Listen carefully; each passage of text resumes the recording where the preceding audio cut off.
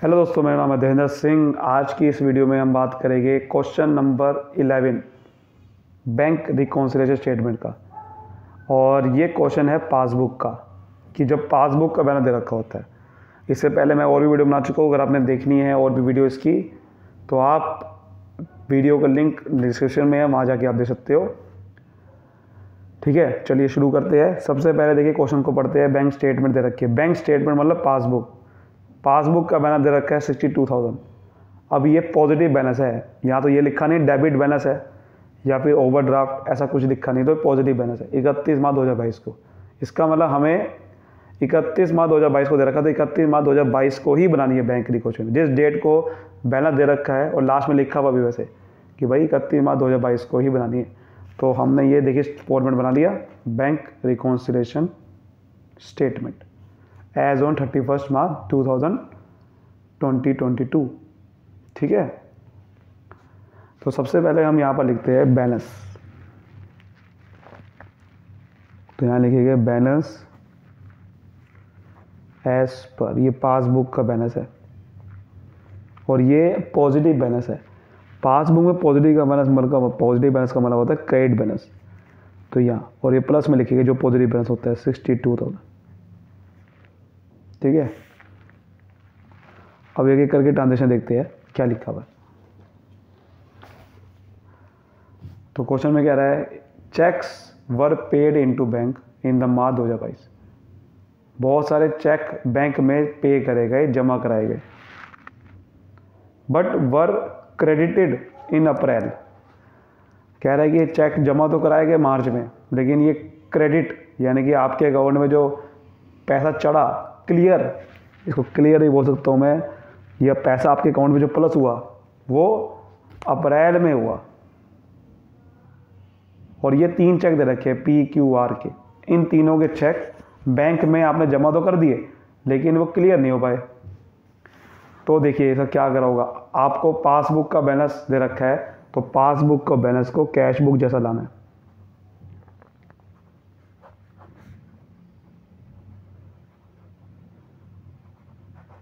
ठीक है, तो देखिए कैश बुक में जैसे ही आप कोई चेक जमा करते हो तो कैश बुक में तो प्लस कर देते हो उसी टाइम। जैसे ही कोई चेक जमा करते हो तो पासबुक कैश बुक में तुरंत प्लस कर देते हो। तो आपने P का चेक जमा कराया 35 होगा, Q का जमा कराया होगा 25 होगा और R का जमा कराएगा अब 2,000 का, यानी कि टोटल अमाउंट आपने प्लस कर दी होगी। आपने कितनी कर दी होगी, ये 8,000 रुपये। लेकिन ये चेक जो क्लियर हुए वो मार्च में नहीं हुए, लेकिन हम तो मार्च में बना रहे हैं स्टेटमेंट। मार्च में क्लियर नहीं हो पाए, ये अप्रैल में हुए थे। तो मार्च में तो आपके अकाउंट में पैसे चढ़े ही नहीं 8,000 रुपये।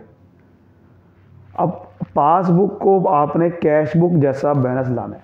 क्वेश्चन में पासबुक का बैलेंस गिवन है, पासबुक का बैलेंस आपको ठीक करके कैश बुक जैसा लाना है। तो कैसे लाएंगे?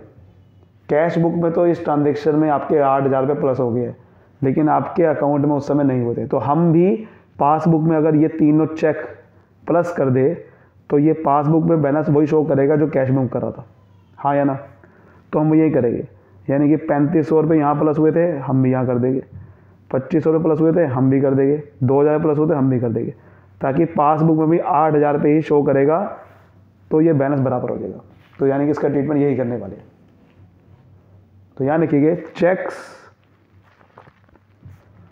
Deposited into bank but not yet cleared, clear नहीं हो पाए। और यहाँ पर अलग अलग चेक थे तो नाम लिखना पड़ेगा PQR। तो P का चेक था 35 होगा, Q का चेक था 25 होगा और ये R का चेक था 2,000 का। तो टोटल 8,000 रुपये का चेक जमा कराया था। वहाँ यहाँ प्लस नहीं हुआ था पासबुक को, तो हमने भी प्लस कर दिया। नेक्स्ट ट्रांजेक्शन देखते हैं कि चेक इशू करेगा, इस बार कह रहा है कि मार्च में, लेकिन वो प्रेजेंट हुए अप्रैल में। वही बात कह रहा है ये, जैसे ऊपर भी ऊपर भी क्लियर अप्रैल में हुए थे, तो यहाँ पर इसका मतलब मार्च में क्लियर नहीं हुए थे। ऐसे ही यहाँ पर ये कह रहा है कि आपने चेक तो इशू कर दिए, चेक किसी को काट के दे दिया है, लेकिन प्रेजेंट नहीं हुए मार्च में, अप्रैल में हुए वो।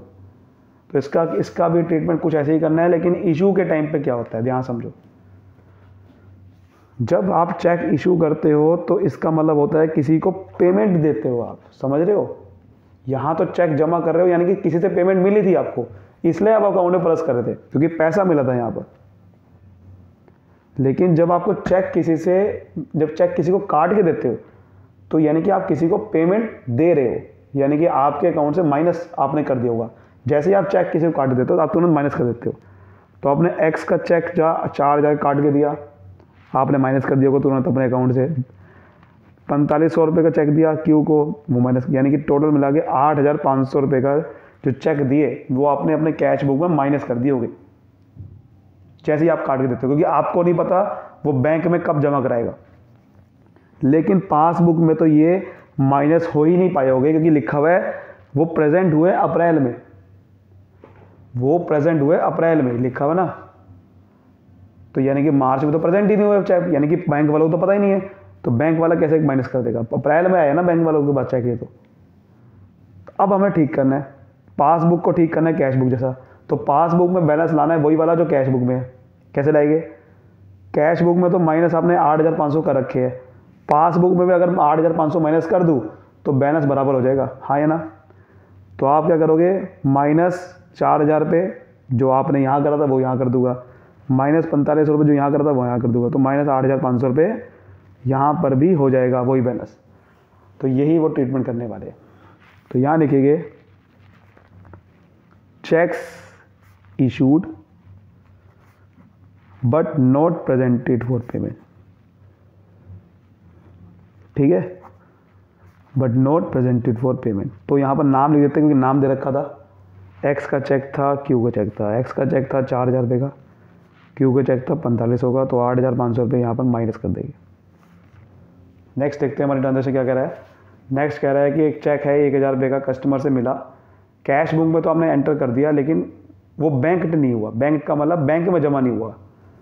तो यहाँ पर लिख देते हैं पहले ट्रांजेक्शन का नाम क्या लिखा है कि चेक आपको रिसीव हुआ, check received from customer but not banked, banked का मतलब बैंक में जमा नहीं कराया। इसका मतलब आपने चेक तो मिला, आपने कैश बुक पे तो लिख दिया उसकी एंट्री, जब आपको चेक मिला तो आपने कैश बुक पे तो लिख दी, पासबुक में लिख नहीं पाया होगा क्योंकि वो बैंक में गए नहीं। तो कैश बुक में क्या लिखा होगा, प्लस करा होगा ना आपने। किसी से चेक मिला यानी कि किसी से पेमेंट मिली आपको, तो 1,000 रुपये की पेमेंट हुई तो 1,000 रुपये अपने बैंक कॉलम में कैश बुक में डाल दिया होगा, प्लस कर दिया होगा। लेकिन पासबुक में वो नहीं हो पाया होगा क्योंकि वो चेक आप बैंक में लेके गए नहीं, तो पासबुक वाले कैसे कर देंगे प्लस। अब हमें ठीक करना है, हमें पासबुक का बैलेंस कैश बुक जैसा लाना है। कैसे करेंगे, अगर कैश बुक में 1,000 प्लस हुआ था, आपके यहाँ नहीं हुआ था, तो आप भी अगर 1,000 प्लस कर दोगे तो आपका बैलेंस भी वही शो करेगा जो कैश बुक का था। तो यानी कि आपको 1,000 रुपये पासबुक प्लस करने होंगे तब जाके आपका बैलेंस वही आएगा। तो 1,000 रुपये क्या कर देंगे, प्लस कर देंगे। क्लियर। अगली देखते हैं क्या कह रहा है कि देखिए पासबुक में डेबिट 1,000 रुपये आपने बैंक चार्जेस करे, यानी कि पासबुक में आपने माइनस करे। डेबिट का मतलब वहाँ पर गया माइनस, और क्रेडिट का मतलब वहाँ प्लस। इंटरेस्ट आपके अकाउंट में दे दिया 2,000 रुपये। ध्यान रखना जो भी पासबुक में बैंक चार्जेस काटते हैं, इंटरेस्ट देते हैं, ये कैश बुक में एंट्री नहीं होती, क्योंकि ये कैश बुक में एंट्री तब होती है जब आपको पता चलता है। तो ये ध्यान रखना, जब भी कोई बैंक में कोई डायरेक्ट डिपॉजिट होता है, बैंक वाले आपके अकाउंट से पैसे काटते हैं, डालते हैं, तो आपको नहीं पता होता, तो यानी कि कैश बुक में एंट्री नहीं हुई होती।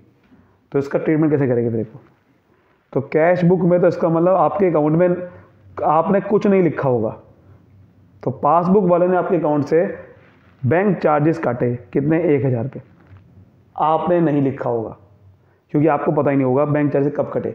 आपको तब पता चलता है जब आप बैंक स्टेटमेंट निकलवाओगे, फिर आपके अकाउंट में 25 रुपये इंटरेस्ट डाल दिया गया। कितना इंटरेस्ट डाल दिया, सॉरी आपके अकाउंट में 2,000 रुपये इंटरेस्ट डाल दिया, लिखा हुआ था 2,000 रुपये इंटरेस्ट डाल दिया, लेकिन आपको नहीं पता होगा। तो ये ध्यान रखना, जब भी ये बैंक वाला कुछ अपने आप करता है ट्रांजेक्शन, आपको नहीं पता होता, तो आपने कैश बुक में नहीं लिखी होगी, आप तो तब लिखोगे जब बैंक स्टेटमेंट मिलेगी आपको। तो इसका मतलब अब आपको पासबुक को बैलेंस को मैच करना है कैश बुक के साथ। अब आपने भाई साहब 1,000 माइनस कर दिए, यहाँ तो हुए नहीं, ठीक करना है पासबुक का बैलेंस। तो क्या करूँगा, मुझे 1,000 रुपये जो माइनस कर रहे थे, अगर मैं वापसी प्लस कर दूँ तो बात बराबर हो जाएगी। क्योंकि कैश बुक में प्लस नहीं माइनस नहीं हो रखे थे वो। आपने पासबुक में 2000 प्लस किए थे, यहाँ नहीं हो रखे 2000 प्लस, तो अगर मैं यहाँ पर 2000 माइनस कर दूँ जो प्लस हुए हुए थे तो बात बराबर हो जाएगी, क्योंकि जो कैश बुक में हुआ है फिर वो यहाँ पर भी हो जाएगा। यानी कि आपने जीरो बैलेंस दियाओगे, यानी कि आप जीरो बैलेंस दियाओगे कि जो आपने यहाँ माइनस कर दिया अगर यहाँ नहीं हुआ तो आप वापसी प्लस कर दो, क्योंकि आपको पासबुक का बैलेंस कैश बुक जैसा लाना है। तो माइनस जो हुआ यहाँ नहीं हुआ तो आपने प्लस कर दिया, जो आपने यहाँ प्लस किया वो यहाँ नहीं हुआ था तो आपने माइनस कर दिया। तो यही करने वाले हैं। तो देखो क्या कर रहे हैं, यहाँ पर लिखा है ना बैंक चार्जेस काटे, तो लिखेंगे bank charges debited by bank. Bank वालों ने आपके अकाउंट से काटे थे, लेकिन भाई साहब कैश बुक में तो नहीं माइनस हुए थे, तो आपने वापसी प्लस कर दोगे 1000 रुपये। ठीक है, वही। फिर आपके अकाउंट में इंटरेस्ट डाला था, तो इंटरेस्ट क्रेडिटेड बाय बैंक।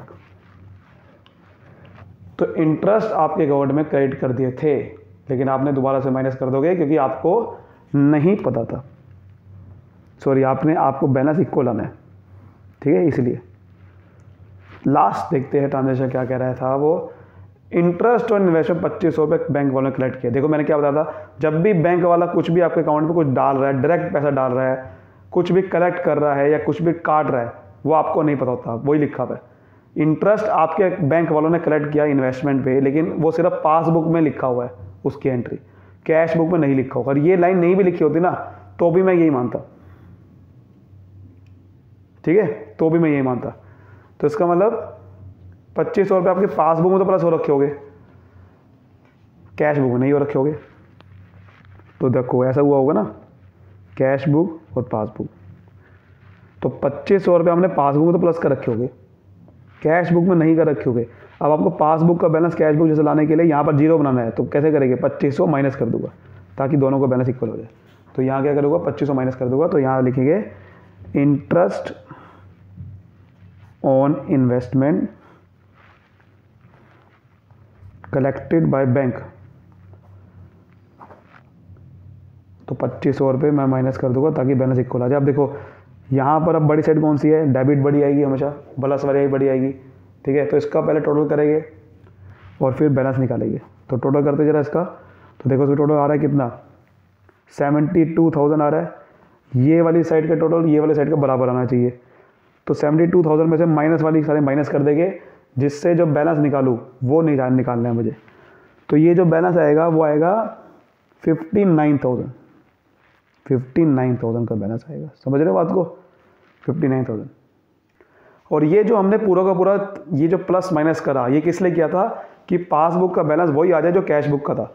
तो यानी कि ये जो बैलेंस आया होगा ये कौन सा आया होगा, कैश बुक का आया होगा, क्योंकि आपने पासबुक का बैलेंस में प्लस माइनस इसलिए इस हिसाब से किया था कि जो कैश बुक का बैलेंस था वही आ जाए। तो यानी कि वही आ गया होगा।